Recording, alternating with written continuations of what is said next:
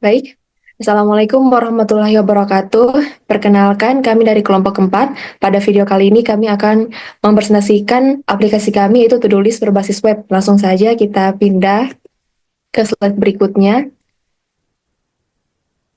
Di sini ada anggotanya, ada saya sendiri, ada Solastri sebagai moderator, lalu ada Putri Anggreni Aziz dengan NIM 74, lalu ada Nadia Elvareta Azarin dengan NIM 26, lalu ada Ikhwanul Uzla NIM 17, Albertus NIM 37, dan Salsabila Masaf NIM 139. Ini merupakan materi presentasi kami. Yang pertama ada jenis aplikasi, kedua penerapan driver database, ketiga relational database, keempat business logic, kelima jenis arsitektur, dan yang terakhir penerapan extensible markup language. Langsung saja jenis aplikasi akan dibawakan oleh Nadia. Saya persilakan kepada Nadia.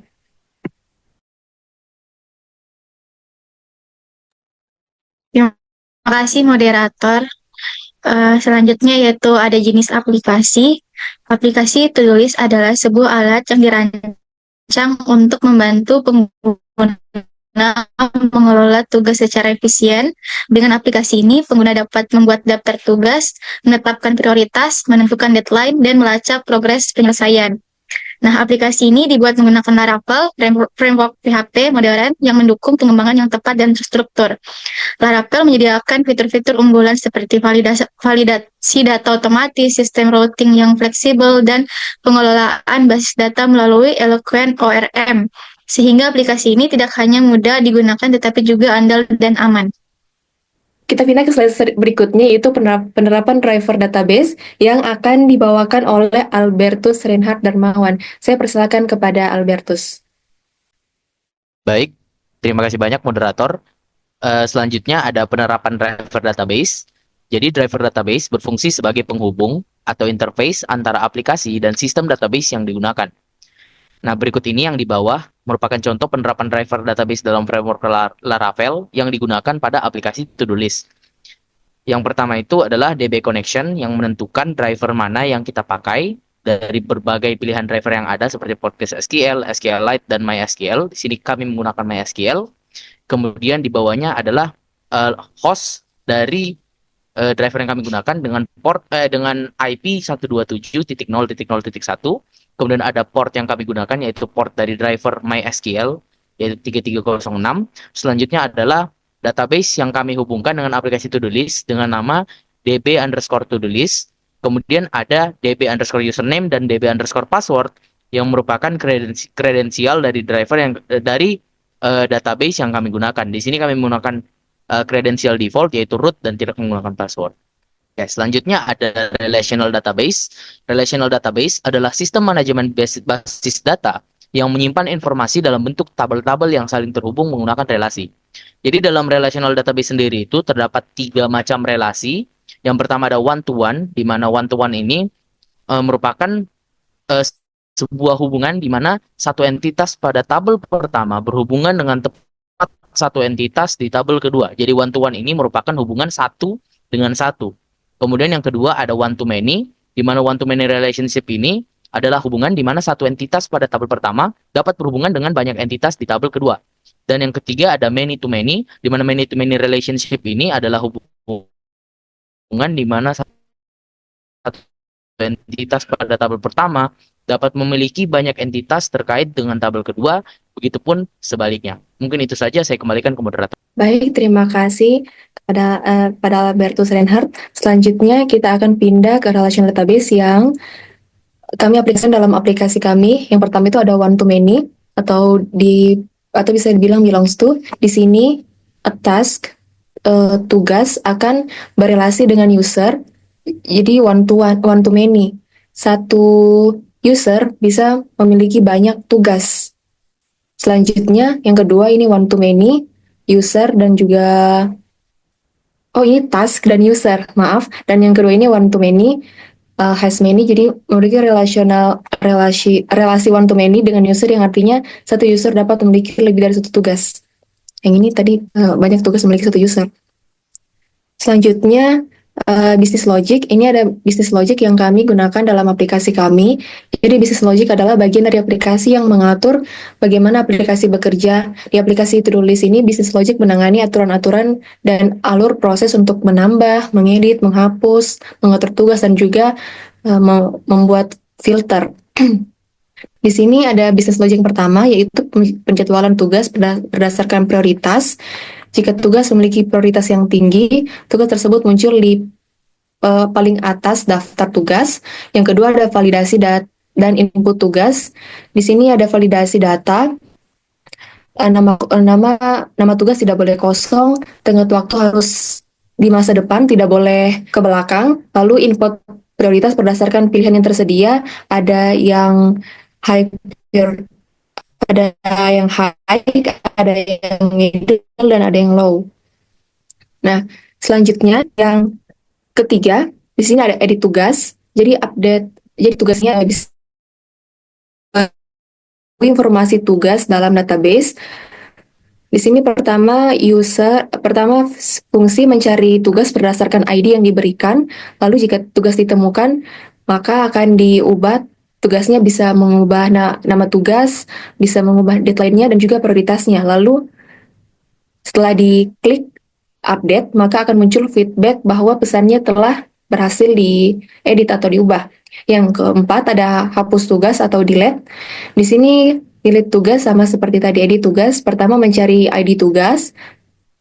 Lalu jika ID tugas telah ditemukan, maka tinggal diklik menu button untuk hapus. Setelah itu akan muncul feedback bahwa tugas berhasil dihapus. Nah, selanjutnya bisnis logic yang kelima dan keenam akan dibawakan oleh Putri Anggreni Aziz. Baik, terima kasih moderator atas kesempatannya. Nah, baik, di sini saya akan melanjutkan mengenai bisnis logik. Nah, di sini yang kelima yaitu urut tugas berdasarkan tanggalnya. Jadi, fungsinya di sini yaitu untuk mengambil dan mengurutkan tugas pengguna berdasarkan tanggalnya. Nah, tanggalnya dari yang paling dekat ke yang paling jauh. Nah, pertama itu fungsinya mengambil data pengguna yang sedang login, lalu fungsinya mengambil semua tugas yang terkait dan mengurutkannya berdasarkan deadline-nya. Nah, setelah tugas berhasil diambil dan diurutkan, fungsi mengembalikan tampilan data pengguna dan daftar tugas yang telah diurutkan dari yang paling dekat ke yang paling jauh. Nah, lalu selanjutnya urut tugasnya berdasarkan tanggalnya dari yang besar ke kecil. Nah, di sini tujuannya untuk mengambil dan mengurutkan tugasnya berdasarkan tanggal deadline-nya dari yang paling jauh ke yang paling dekat. Nah, fungsinya diawali dengan mengambil data pengguna yang sedang login, lalu fungsinya juga mengambil semua tugas lalu menampilkannya kepada pengguna. Nah, lalu yang ketujuh ada urut tugas berdasarkan prioritasnya. Nah, sama seperti yang tadi, tetapi ini diurutkan berdasarkan dengan prioritasnya. Nah, di sini ada 3 prioritas, yaitu dengan urutan high priority, middle priority, dan low priority. Nah, jadi akan ditampilkan kepada pengguna tentang tugasnya berdasarkan prioritasnya. Oke, baik, terima kasih moderator. Baik, terima kasih kepada Putri Anggreni Aziz. Kita akan pindah ke slide berikutnya, yaitu jenis arsitektur yang akan dibawakan oleh Mas Haf. Kepada Mas Haf, saya persilahkan.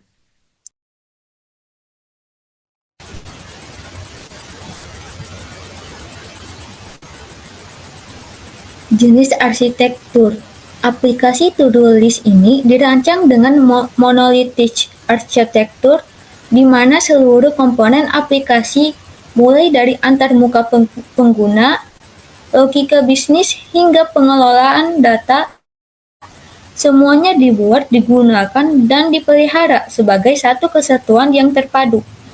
Pada arsitektur ini, ada semua bagian aplikasi saling berinteraksi langsung tanpa pembagian layanan atau modul yang terpisah.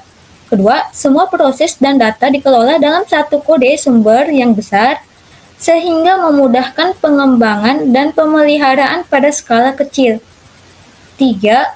Tidak ada pembagian menjadi beberapa sistem terpisah seperti micro service, karena semua fungsi aplikasi ada dalam satu unit. Baik, terima kasih Mas Haf atas materi yang diberikan.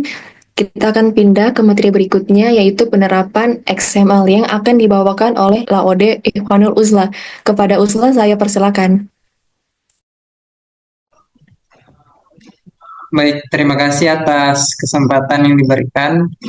Nah, untuk penerapan daripada XML atau Extensible Markup Language-nya itu, yang dimana di sini kita lihat dulu bahwa XML adalah sebuah bahasa markup yang dirancang untuk menyimpan, mengatur, dan mentransfer data secara terstruktur.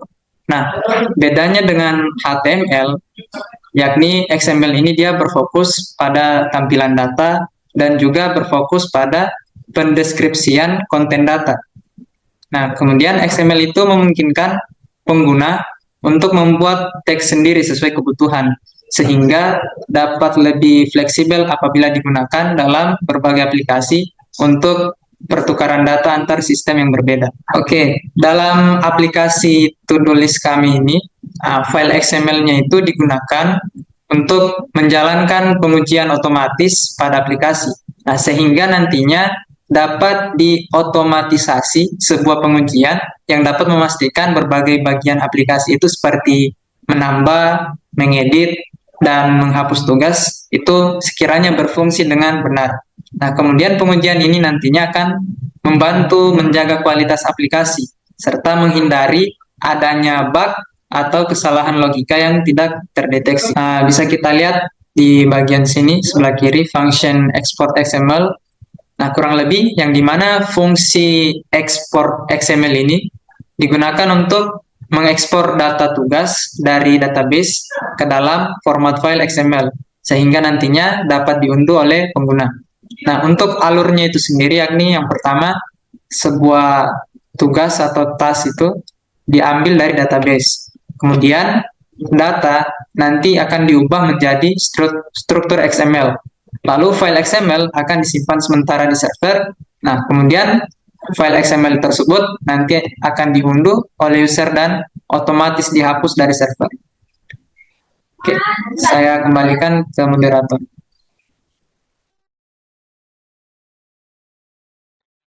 Baik, terima kasih pada Laode Ikhwanul Uzla atas materinya. Selanjutnya kita akan pindah ke bagian demo aplikasi yang akan dibawakan oleh saya. Nah, jadi ini tampilan awal saat user mau masuk ke aplikasi to-do list-nya. Di sini menginputkan email dan password, atau bisa menggunakan akun Google. Sini saya pilih menggunakan akun Google. Nah, nanti kita akan diarahkan ke sini, kita klik. Kita pilih lanjutkan.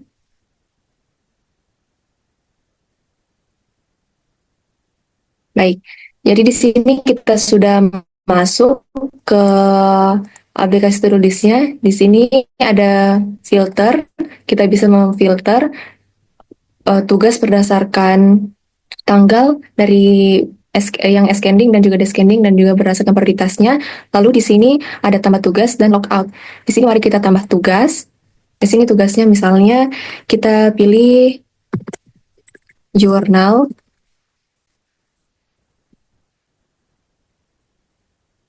Terus deadline-nya misalnya hari Jumat. Kita pilih yang high, kalau kita save, makanya akan ada feedback bahwa tugas berhasil ditambahkan. Kita klik OK. Lalu di sini kita tambah lagi. Kita tulis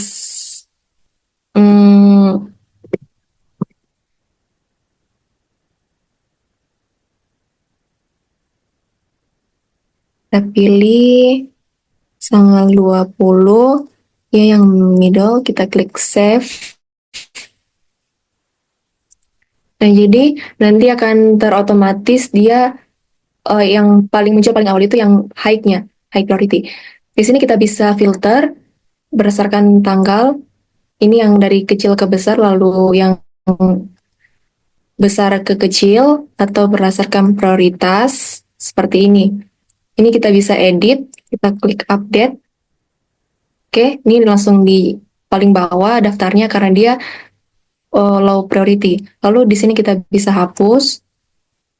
Kita klik OK. Sudah, lalu kita bisa log out. Baik, kita langsung saja pindah ke admin login. Kita di sini kita menginputkan email admin dan juga passwordnya. Jadi di sini tidak perlu diregister karena dari sistemnya sendiri kita sudah mengatur bahwa email dan adminnya passwordnya seperti ini. Kita pilih login.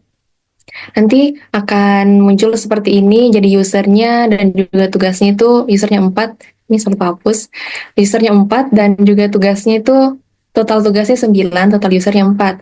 Di sini ada grafik pengguna app to-do list, jumlah pengguna terdaftar dalam per bulan. Di sini untuk Saturday, Sunday, dan apa ini? Ya kelihatan. Tuesday dan Saturday itu masing-masing satu pengguna terdaftar dalam satu hari. Di sini kita bisa download juga grafiknya dalam bentuk format SVG atau dalam bentuk PNG atau dalam bentuk CSV. Yang tadi dalam bentuk PNG kita lihat. Jadi tampilannya seperti ini kalau sudah terdownload. Begitupun juga ini yang grafik tugas, total tugas terhitung per bulan. Nah, selanjutnya di sini di user kita bisa melihat ada nama, email, statusnya offline, terus actionnya di sini kita bisa hapus user. Lalu di bagian tugas di sini muncul daftar tugas dan juga nama dari yang punya tugas. Ini nama misalnya di Sulastri, tugasnya Jurnal Okupasi, deadline-nya tanggal 15 Januari, dan prioritasnya itu yang middle.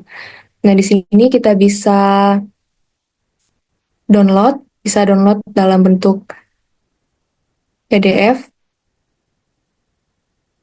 Jadi hasilnya seperti ini. Atau kita bisa download dalam bentuk format CSV. Hasilnya seperti ini.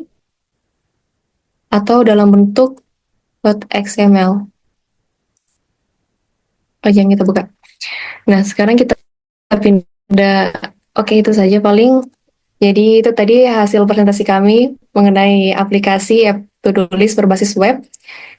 Jika ada salah kata, mohon dimaafkan. Sekian dari kami. Wassalamualaikum warahmatullahi wabarakatuh. Tell me like a Hellcat.